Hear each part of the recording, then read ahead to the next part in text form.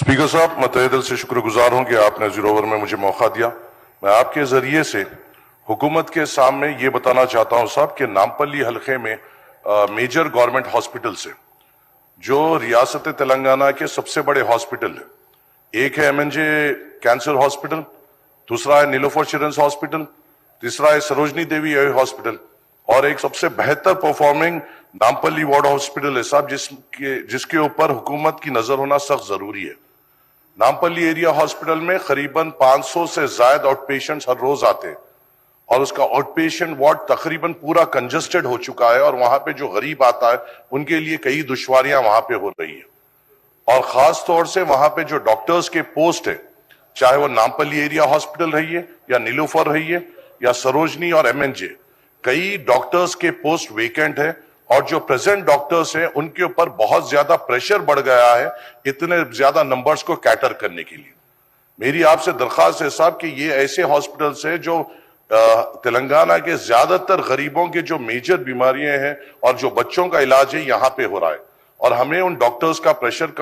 कम करना है और वहां के गरीबों के साथ ठहरना है। मेरी आपसे अदबन गुजारिश ये है साहब कि इंचार्ज मिनिस्टर साहब के साथ, हेल्थ मिनिस्टर साहब के साथ एक फौरी एक रिव्यू मीटिंग इन हॉस्पिटल्स के लिए रखी जाए। वहां पर साहब एक ICU भी होना बेइंतहा जरूरी है नामपल्ली एरिया हॉस्पिटल में। अगर कोई सीरियस कोई पेशेंट या खवातीन वहां पे आ रहे हैं तो उनको फौरी तौर पर उस हालत में वहां से उस्मानिया भेजा जा रहा है जो उन गरीब औरतों के लिए बड़ी दुश्वारी हो रही है और आप और हम यहाँ पे इसलिए है कि इनको सहूलत दे सके। उनकी सहूलत इसमें है साहब कि हम वहां पे फौरी तौर पे एक ICU बनाए। उसी के साथ साथ नीलोफर चिल्ड्रंस हॉस्पिटल जो हिंदुस्तान का सबसे बड़ा बच्चों का हॉस्पिटल है, अफसोस की बात यह है साहब 2 साल पहले इसी जीरो ओवर में मैंने यहां पे एक मुद्दा उठाया था कि वहां पे एक MRI की सख्त जरूरत है और मुझे यहां पे तवक्कुन दिया गया था हो जाएगा। 2 साल हो गए, नहीं हुआ सर। बच्चों को, छोटे बच्चों को MNJ कैंसर हॉस्पिटल में जाकर MRI कराना पड़ रहा है। हमें इमीडिएट तौर पर नीलोफर चिल्ड्रंस हॉस्पिटल में MRI लाना पड़ेगा। इसके साथ बस एक छोटी एक हट के बाद सब, यहां मेरे नामपल्ली हलके में एक वोकेशनल जूनियर कॉलेज जो बाजार घाट में है सर, ये चीफ मिनिस्टर साहब के अंडर में आता है एजुकेशन डिपार्टमेंट। पिछली बार बारिशों में हर एक मीडिया ने रिपोर्ट किया है कि ये पर्टिकुलर कॉलेज पूरा डिलैबरेट कंडीशन में है और यहाँ पे जो बच्चे पढ़ रहे हैं इनकी जिंदगियों को खतरा है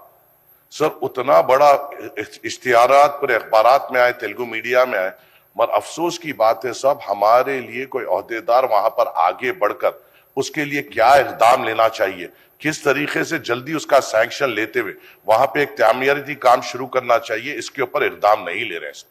खुदा ना खास्ता कुछ हादसा होगा, कोई ऑफिसर बदनाम नहीं होगा सर, कोई ऑफिसर पे उंगली नहीं उठेगी सर। उंगली उठेगी तो ऑनरेबल उनके ऊपर उठेगी जिनके उसमें ये पोर्टफोलियो है सर, और जो हम नहीं चाहते सर, क्योंकि हम उनकी इज्जत करते हैं। हम ये चाहते हैं साहब ये मुद्दों पे सीरियसली तौर पे नोट लिया जाए, एक रिव्यू मीटिंग इंचार्ज मिनिस्टर साहब के जरिए से इन 3-4 हॉस्पिटल की बुलाई जाए, वोकेशनल जूनियर कॉलेज को इमीडिएट सीरियस तौर पे लेते हुए वहां की जो सैंक्शन अमाउंट, मेरे हिसाब से साहब डिप्टी चीफ मिनिस्टर साहब के पास 2 बार वो फाइल आई वोकेशनल जूनियर कॉलेज की, अगर उसकी मंजूरी मिलती है तो अपने गरीब बच्चे जो माशी तौर पे कमजोर है, जो पैसों की वजह से अच्छे कॉलेजेस को नहीं जाते, जो वहां पे जाते हैं, उनकी हम हिम्मत बन सकते हैं। आपके जरिए से हुकूमत को मैं इत्तला देना चाहता हूं और मैं उम्मीद करता हूं इसका जवाब आएगा और आप इंस्ट्रक्शन देंगे कि इसकी फौरी तौर पर रिव्यू मीटिंग ले। शुक्रिया। स्पीकर साहब, जनाब माजिद हुसैन साहब जो भी उनकी बातें रखी है मैं नोट किया हूं और इंशाल्लाह हम सीरियसली इसके ऊपर गौर करेंगे और रिजल्ट भी देंगे।